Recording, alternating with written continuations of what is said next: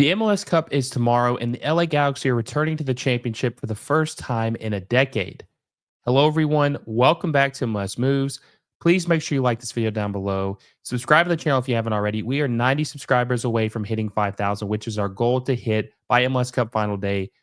We are so close, so make sure you subscribe if you haven't already and hit the little bell notification so you never miss one of my videos. After a roller coaster past 10 years, they have finally found a winning formula under Will Kuntz. I spoke with AJ DeLaGarza, who was essential to winning 3 of their first 5 championships, to discuss the past and the present of the LA Galaxy. Now, onto the video. AJ DeLaGarza, welcome to the show, my friend. How's it going on? Or how's it going, man? Yeah, all is well, and I'm excited just to one be back in LA, but two, obviously, seeing your former club play for another MLS Cup is always exciting, and be able to see some former teammates and some guys that I kind of grew up with, and it'll be fun just to get back out there with those guys and enjoy the weekend. Yeah, it's been surprising, man. It's been a decade since they played in their last MLS Cup final against New England Revolution. You played in that game, obviously. You guys won. Robbie Keane scored the game-winning goal. I wanted to talk to you a little bit about why you think it's been 10 years since this club has been to an MLS Cup final. Why do you think they lost their winning way for a little bit? Yeah, that's a tough question, and I don't know if there's one perfect answer. I think it's maybe a culmination of things. I think there was obviously a lot of coaching changes during those first few years as well. But I think for me, it was always the camaraderie that you have in the locker room and that consistency. And I think that's what makes or has made the Sounders so good this past decade, is that they've had consistent guys every single year, and continue to grow, continue to know each other and build off of each other and really understand each other. I think when I was at the Galaxy, those were, we had a consistent group of guys return every single year. And then you look in 2016, that was when there was a lot of turnover, from Bruce leaving to myself, Robbie Keane, Alan Gordon, Mike McGee. There was a number of Landon Donovan retired again, or retired maybe for the first time. And yeah, I think it was just a culmination of that, and just the coaching changes as well. Yeah, and also too, I think that the league has just changed so much, right? When you played, there were, I want to say 19, well, when you last played with the Galaxy, there was 19, 20 teams, something like that. Now there's almost 30. A lot of change has happened, different roster rules. Some of these clubs have maybe taken a while to adapt to the new style of MLS. I do think the way that they were trying to build their teams the last several years maybe would have worked in the traditional sense of, like, sign the big name, carry you to a championship. But things have kind of changed a little bit, and they finally have adapted. And I think Will Kuntz, man, deserves a lot of credit for what he's done. AJ, they got Gabriel Peck, Joveljic, Paintsel up top, man. Is that, now I know there might be some debate with your teammates, but is this the best attack the Galaxy's ever had? Yeah, I mean, you look at those guys, they are guys that are in their primes or even younger, and maybe haven't hit their peak yet. And you see, how well they are doing. And, I'm excited to see how those guys progress in their careers, whether that's at the Galaxy or beyond. So, yeah, I think it's a formidable duo that they have, or trio, even more than a trio. I think they have guys that can come off the bench and make a real big difference for the club. And I think that was the difference now than maybe back in my early days, where you got guys coming off the bench that are making $1 million. Back when I was playing, it was guys coming off the bench that were making $60,000. So it was a big difference, maybe in the talent and the quality, but I mean, guys are paid a little bit different now than they were when I was younger. So kudos to that. But yeah, I think this is a trio and beyond that have all succeeded, and I guess kind of surpassed, I thought, what they were expected to do this year. Honestly, I don't know if anyone expected for Joveljic, for Peck, for Paintsel, for Puig to all do well in this fashion. Yeah, and one of the things that makes me excited is I cover the league. I'm not a fan of a team, but I'm obviously wanting the league to grow and reach its potential. One of the things I am happy about is that the Galaxy always went for that star. They wanted the glitz, the glamour. They thought that's what they needed. But I think the Galaxy are just such a big club that instead of having a star come to the team, they can make stars. And they're taking that different approach. And we saw some names you just mentioned. Gabriel Peck. I don't think probably many people knew who that was. Now he's a fan favorite. He is a great player. He will probably be maybe even an MLS transfer record outgoing sell whenever he leaves the Galaxy. And then Ricky Puig. Puig was a Barca player, obviously. It was hard for him to make the starting 11 or get consistent time. He comes here at 22 years old, unheard of, and makes a name for himself and is on the path to join several, maybe be an LA Galaxy legend when it's all said and done with what he's doing. So it's nice to see the change and see the Galaxy are just building it in a different way that seems like it will be more beneficial for them. This team you mentioned a bunch of players that played for the team for several years. That is a very good reason of why you guys are so successful. The gel, the cohesion, the team was built together for so long. If the Galaxy can do that with this young team, I think they could win multiple MLS Cups like you guys did. Yeah, I think when you add these guys that are very young in their early 20s, and they're being successful, like the sustainability for success for the Galaxy is there. So yeah, I think it's amazing just to see the turnaround, and obviously the league is still growing, and you can see over these past few years, these young players coming here for an opportunity to one play, and two, move on to a higher league maybe in Europe. And I played with two goalies who in New England that were starters in New England, and now they are starters or playing in the EPL and in the World Cup and all those. So Yeah, and that's cool too. Yeah, I mean that's awesome. Good shout out too, because Petrovic and Matt Turner obviously were two very good goalkeepers for New England, and like you said, they moved to Europe. AJ, is you've been following this league, playing this league for a long time. What do you think do you think there is a huge difference between now and 2009 when you came to the league, quality wise? oh yeah, for sure.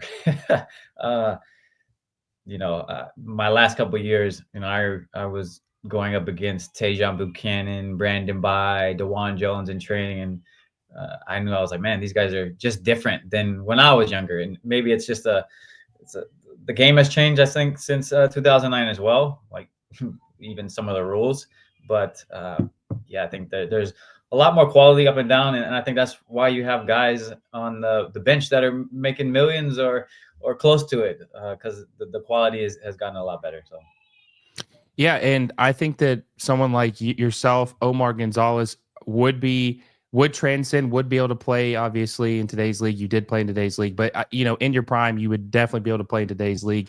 Both you guys were very good defenders. And I mean, there was a lot of good players. I was just re-looking at the 2014 team more specifically, and I feel like there were some good players on that team that would still thrive and be very good. Even Janino, I think Janino was a very underrated midfielder for you guys, was very important. Or Hasidic, right? Was Baggio Hasidic was yeah, a very good midfielder.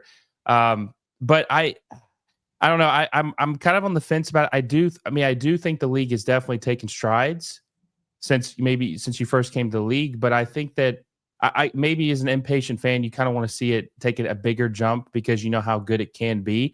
But I agree with you. I do think that from 2009 to now, there is a huge difference. You mentioned Tajon Buchanan, a guy who was drafted, which the super draft is starting. I think maybe that it's not becoming as big of a deal as what it was maybe when you got drafted or Omar got drafted, because a lot of players are just signing with the team outright at a younger age. But look at what he's done. Now he's playing for Inter Milan. I mean, that is a crazy story. And I think that is a good sign for growth of the league. yeah. I think you see a lot of these younger players going on to Europe and beyond, and being successful there as well. And I think that's a testament to MLS and its growth, and uh, the strides it can still continue to make as we even still continued to develop the academies here. Like, right, there was an MLS academy when I was growing up, and now that these younger kids have that opportunity, it only gives them a better pathway to being better than I was. So, I wish I had some of the resources that they have and had, and but at the end of the day, I was proud to do and accomplish what I was able to. So. Well, one thing too I want to mention is the Galaxy are the biggest club in MLS historically. Everybody knows they are worldwide, right? With their struggles the last 10 years, I do think that's kind of hurt the league just from an image standpoint. Like the league's obviously grown in talent, but when your premier club isn't as good as what they've been, it can hurt the growth because people are like, well, wait, what the heck? What's going on with the Galaxy? Um, do you believe that them? I don't want to say being bad because they've had some good seasons. The Zlatan season, he had like 30 goals. They were very fun to watch, and they've had some success. But do you think that the league is worse when the Galaxy aren't winning MLS Cups? Is the league worse? I don't know if it's worse, but I look at it. I remember I used to hate the Los Angeles Lakers when I was younger because they won every single year, and I was like, this is boring. And eventually got to the Galaxy, and we were winning every single year, and I was like, all right, this is fun. But I just think it just shows, and I think it is what kind of separates MLS from maybe the EPL, where you know who's in the top four in the EPL pretty much every year. You can guess that, and I think here in MLS it's a crapshoot almost to a point. And who would have thought that the New York Red Bulls would be in the finals with the LA Galaxy? Probably not many people, especially early in the season. But two very good teams now at the moment, so it's going to be a good matchup this weekend at least. But yeah. Yeah, I had to throw my bracket in the trash. It was complete. I mean, I did get the Galaxy going to the Western Conf or the MLS Cup Final, but I had them play in Miami, which I think a lot of people probably thought that was going to be the outcome. But sadly, everybody I don't think anybody's winning any money off the bracket challenge this year. Yeah. But moving on to the matchup this weekend, like you just said, they play the Red Bulls. Ricky Puig sadly tore his ACL, won't be able to play in the game. I think he's a very important piece. Obviously, he's the maestro. He's got the most touches of any player in the league. It feels like when they have possession of the ball, he touches the ball at least 80% of the time. It feels like when they have possession. Do you think that that's going to prevent them from being able to win this game, missing Ricky Puig? I don't think it'll prevent them from winning this game. I think obviously you can't replace a player of his caliber, but you have other guys that can complement the team in a different fashion. Can't say anyone can compare to him on the squad, but just the way that he goes and gets the ball when he needs to go and gets it, and he can put the ball wherever he needs to, whether it's splitting lines or over the top and off the dribble, and he's just so much fun to watch. But I think again, this is the final, so every player is going to be ready 100%. Whether you feel 100% or not, that's a different story. But you're going to be ready to go and play for a final in your city, so in front of your fans and your family. So enjoy it. Whoever steps in there for Ricky. Yeah, for sure. And I think that one of the crazy things is throughout the playoffs, they were averaging 5 goals a game leading up to the Sounders match, which is incredible. They actually tied Toronto FC's 2016 or 2017 record for most goals in the playoff period. Probably will break that record on MLS Cup Final day. But when they played the Sounders, you saw that they really frustrated them. The Sounders did. They really weren't able to play their game, limit options. Nuhu did a very good job limiting Gabriel Peck. But AJ, even though they struggled, they were still able to find the back of the net in the 84th minute because Dejan Joveljic.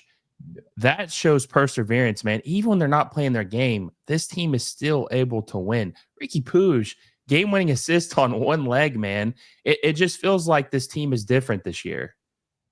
Yeah, I agree with you on that. They're definitely different, and it's enjoyable to watch. So, yeah, I think that the Red Bulls on the other side are another team that's different. You talk about a team that they brought in a couple pieces, but they didn't spend nearly as much money as like the Galaxy. Emil Forsberg, man, one player really can make the difference. Just not to go on, just to go on a side note, when Robbie Keane came to the Galaxy in 2011, I think that he was a difference. He kind of started the run, right? You guys won 3 cups after he signed in 4 years. And not to say all the players were important, but just that one piece can unlock everything, right? And I think that maybe Forsberg, to a certain extent, could be what Robbie Keane was to the Galaxy, because he comes in here. It's a completely different team. They beat the Columbus Crew, which is a very well coached team, swept them, beat New York City FC for the first time this year, and then now they're in the MLS Cup Final. So this is what makes the MLS Cup playoffs exciting, to see a team like that. Yeah, and again, I think that goes back to just I feel like anyone Sorry can about be. my dog if you can hear. Sorry about that. My daughter was crying in the background too. So no, but I think that's what makes MLS so special, especially during the playoffs, is anybody can win a one-game series, and you've seen it. But at the end of the day, you would believe that in a 3-game series, the top team will come out of that, and that wasn't even the case, in the sense that Atlanta was the last team in the playoffs, and here they are beating Miami, who set a record for points in the season in MLS. So yeah, I think that's what makes it exciting, though, and I think even more difficult to win the Supporter Shield and go and win the MLS Cup Final. So yeah, that's why a few teams have been able to do it. Were you surprised that Messi and Miami weren't able to? They weren't even able to make it out of the first round. Did that surprise you? They got bounced so early. Yeah, I think everyone except for Atlanta fans probably had Miami going in probably into the finals. I had that as well in my head. It was going to be Miami hosting the Galaxy in my head. So that would have been crazy. 2 of my former clubs going at it in the finals in Miami with Messi and his boys, and Gabriel Peck and Ricky hopefully would have been in there as well. But it wasn't meant to be. And I think this weekend will still be special, being in LA. I think any Galaxy fan will take that over going to Miami and having to play there on the road. So what is your score prediction for this match? Red Bulls and LA Galaxy. LA Galaxy obviously haven't lost a game at home this year. Did you guys ever have a run like that where you didn't lose a game all season long? Yeah, I want to say it was, oh man, it was either 2011 or 2014 where we didn't lose a game at home as well, and we ended up hosting MLS Cup Finals both of those years. So I don't remember which year it was, but I know we had a really good home record. So history's repeating itself. So do you think what is your prediction for this game? Who do you have winning? Yeah, I have to go with the Galaxy. But again, I don't think it's going to be a blowout. I don't think many MLS Cups are blowouts, just because everyone is so focused on defending and everyone put in their work. And I think when you get later into the playoffs, you see much thinner margins. And as you saw the other day, it takes one mishap, and the ball could be in the back of the net, and that's it. And there's not going to be a whole lot of chances. I think I'm going to say maybe a 3-1. We'll go back to the 2012 Galaxy final. We'll go 3-1. I'll give Red Bulls 1 goal at least, just to make it interesting. But yeah, I also have a few friends, former teammates on the Red Bulls who I played with in Miami, actually. So it's fun to see them thriving and doing well now and being in the MLS Cup Final. So Lewis Morgan, Andreas Reyes, and Dylan Nevis, all former Inter Miami players. So key contributors, man. Key contributors to get them here. What would you say is the hardest, from memory, what is the hardest MLS Cup final you played in? The hardest one that I played in. What was the toughest win that you guys had out of your 3? Yeah, played the Dynamo twice, right? And then the Revs obviously once. Yeah, Dynamo twice, Revs once. I think we actually lost in the 2009 in PKs to Salt Lake in Seattle. And I would say the hardest one, maybe the Dynamo back in that era. They were they just battled and grinded, and I remember in 2011 it was a 1-0 win, so that was a good one. And I was the assist to the assist to the assist of the one goal. So everyone plays the clip and they're like, it's Beckham to Donovan or Beckham to Keane to Donovan. And I'm like, yo, I was right there too. So Put DeLaGarza in there too. yeah. Well, one thing I'm excited to see is I'm sure that this is probably who you would herald as the best coach you've ever played for. Very happy to see, because you played with him in 2 stints. I'm very happy to see Bruce Arena back in MLS, coaching the San Jose Earthquakes. And we talked earlier in the episode about evolving and how the league, if you don't evolve with the league, you can get left behind and you can struggle to win.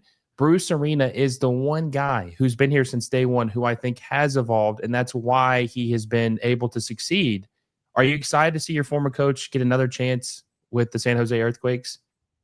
Yeah, I'm excited to see him coaching again, just not with the San Jose Earthquakes. But no, yeah, I think the way he kind of went out his last year left a bitter taste in his mouth, and he wants to get back out there and do it again. And I don't know too much about San Jose. I don't watch them very often, but Bruce is going to put his best players out there and let them play. And I think San Jose has a fairly decent roster to be able to make some noise next year. And like I said, you can turn things around very quickly in MLS. So with a couple signings, I think that club and team could do very well next year. Well, I think that when you sign Bruce Arena, that's the best signing you can make, and everything else will fall into place. They might not have the roster to really compete right now, but he will make some signings. He will get them competitive. I think he's already traded for 2 former Revolution players. I can't remember who the 2 are off the top of my head, but he's already adding some pieces from his previous team. We saw that the Revolution has been up and down throughout history, but when he was there, that was the most consistent winning they had ever done. I think that I don't know how long it's going to take for them to be true contenders, but my prediction is they're going to make the playoffs in the first year, just because Bruce knows how to navigate this league. And man, I'm just so happy he gets to go out on his terms. Not whatever happened with that is whatever, but I'm just glad that he gets to go back and coach and finish it the way he wants to finish it. Yeah, I think that's how we all kind of envision ending our careers, right? Like I got to end it how I wanted to end it as well. And I made that decision in the summertime, and I was like, you know what, I'm done. I want to go back, sign a contract, 1-day contract with the Galaxy, and call it a day. So it was good to do that, and I'm sure Bruce will enjoy his tenure, however long he can keep going and doing this for. So good to see him back in there. Yeah, I got two more questions for you. The first question is, now this one could be, I guess, a tough one, but who would you say is the best player you've ever played with? That I've ever played with? Oh, yes. Man. There's a lot of good ones.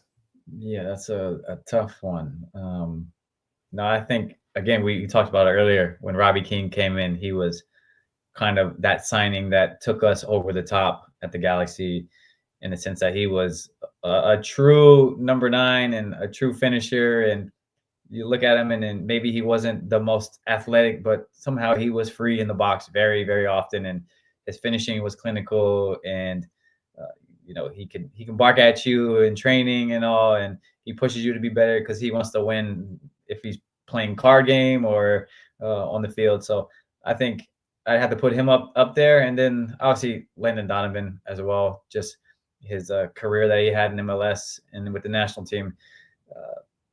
Those two, it's hard to pick between those two.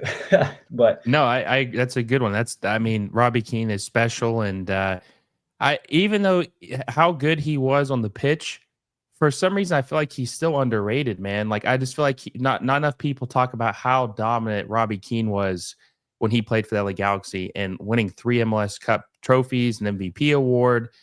I mean, he really was one of the best players this league has ever seen.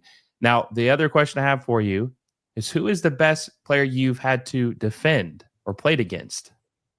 In MLS or anywhere? In MLS. In MLS. Oh, man, that's a good one. For me, I remember back when I was younger in my first few years, and Steve Zakuani was a player. I was like, oh, damn, I gotta go get him today. Like, because he was very technical, he had pace, and if a player you're going against has one of those, you're like, okay, I can deal with that. But when you have both, it's like, man. So he was special, and uh, yeah, I think Steve Zakuani. I also think like, not a huge name, but a teammate and former opponent was Alan Gordon. Was brutal to try and defend as a 5'8", give me 5'9" center back going against a 6'4", 6'5", 200+ pound forward. I wasn't ever going to win too many aerial matchups, but he made it very difficult because the Goonie days, they would come in late and play long balls and flick balls on, and yeah, those were my struggles back in the day.